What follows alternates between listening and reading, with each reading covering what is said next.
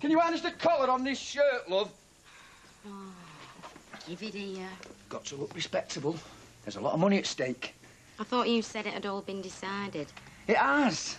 I just don't want any last-minute itches. I don't know you've got the nerve. Hey, I'm entitled to that money. And don't you forget it. I was at death's door. But whose fault were it? That's not the point. My life will never be the same. Neither will mine, if last night's out to go by. I told you, I had an headache. I'm stressed out, Janice. You're stressed? What about me? It's been nearly 3 weeks now. It's putting our marriage at risk. Hey, I never mentioned that. You know, that could be worth another 100 grand or more. Oh, you should have said when you told him about all your other symptoms. Well, why don't you come down? Tell them your side. They might up the money. Yeah, and they might think I'm trying to fiddle them. Give over. Just come in, tell them how you're suffering, and how I'm not coming up with the goods. I don't understand what I'm going on about. Well, you'd have to explain it in a bit more detail than that. What? In front of a bunch of strangers? The doctors, they're not going to get embarrassed. Well, I am. No, I'm not doing it. Oh, well, thank you very much. Just because you're going to get weakly embarrassed, I'm going to lose out on another 100 grand.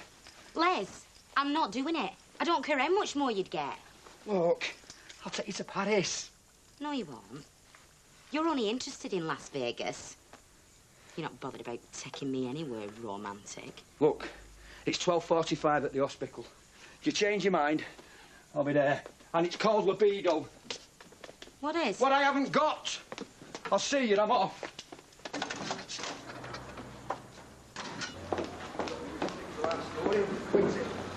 Hey, up.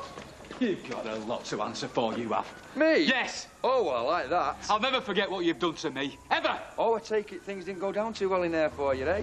Don't you worry, son, I'll look after you. Get off. Hey, we've got him on the run. Cover in, Come on, follow me. I've brought my solicitor with me, so I'll be listening to every word you say. I'll be happy to supply you with a copy of our findings. I look forward to reading that. I'm not an unreasonable man. I just expect what's due to me. Perhaps you'd like me to outline our findings and the financial implications for yourself. You go ahead. I'm listening. I was reassured to hear that you're not an unreasonable man. Ah, but when I said that, I didn't... Because that should make it a lot easier for us to come to an agreement. We've considered the complaint made by you against Nurse Platt, and although there is nothing to suggest that your accusation is false or malicious... That's because it's true, that's why. Neither is there any evidence to link Nurse Platt irrefutably with your overdose. I nearly died. Now, if that's not evidence, I don't know what is. We've studied the clinical report of the incident and its after effects and recognised the very real injury and distress suffered by you. Spot on. That's more like it. So we are going to offer you a sum of money, which we have based on the severity of that injury and distress. Hang on. You mean you've already worked out how much you're going to give me? Yes. Well, I need to consult with my solicitor. What's the problem? You're a bit slow, aren't you?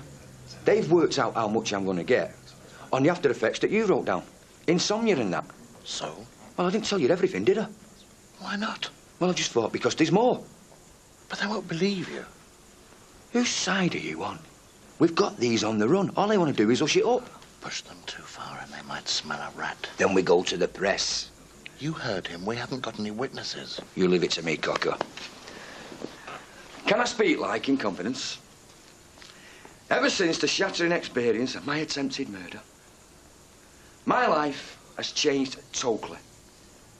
You see before you the shell of the man that was. A man who is not a man.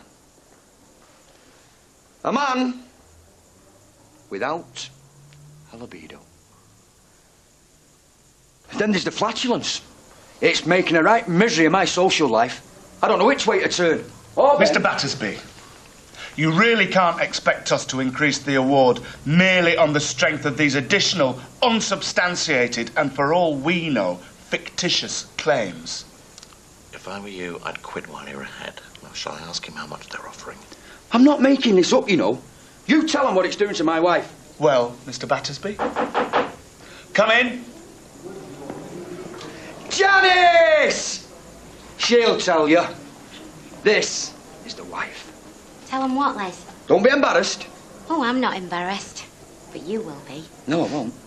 I've won. We're in the money. Is there something you wanted to say, Mrs. Battersby? Please. She'll tell you about my libido firsthand, won't you, Janice? That's right. I know exactly the cause of it. It's ever since he had that overdose. See? That's what I've been trying to tell them. It's his conscience. That's what's done it. His guilty conscience. Janice, what are you saying? I've only just really found out what happened. It went out to do with Martin Platt. It were him. He took them tablets himself. No, I didn't. Yes, you did. You didn't care if Martin got the sack. So long as you got a nice, big, juicy payout off the hospital. What are you telling them that for? Because it's the truth. Something you wouldn't understand. I think we should adjourn this meeting. You can kiss goodbye to that cheque. Janice, what did you tell them that for, eh, you stupid cow? Why, Janice? Why?